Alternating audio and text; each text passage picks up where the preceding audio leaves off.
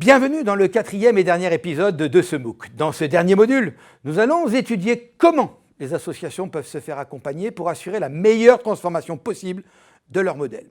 Tout d'abord, pourquoi se faire accompagner? Ensuite, quels sont les dispositifs d'accompagnement existants sur l'ensemble du territoire pour répondre aux besoins d'accompagnement et quel rôle les têtes de réseau associatives peuvent-elles jouer? Et enfin, troisième question, quels sont les enjeux et les points de vigilance à retenir lorsque l'on souhaite se faire accompagner?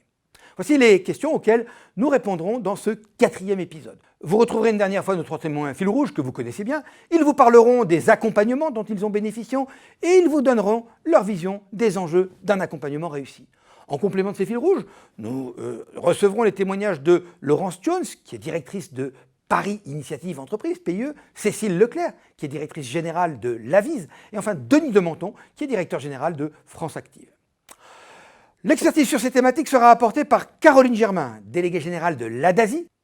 Comme pour le reste des modules, je mettrai ces témoignages et éclairages d'experts en perspective dans la rubrique « Prenons du recul », puis je vous donnerai les éléments du cours essentiel dans la rubrique « Allons plus loin » au travers de 2 vidéos.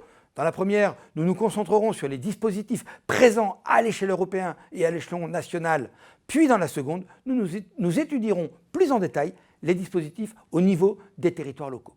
Dans la dernière rubrique, passons à l'action. Vous trouverez bien sûr le quiz de validation de vos acquis, toujours étape incontournable si vous souhaitez obtenir le certificat Coursera, et puis le travail en correction par les pairs facultatif qui vous proposera là de réfléchir aux besoins d'accompagnement de votre association et d'identifier les dispositifs existants pour répondre à ces besoins.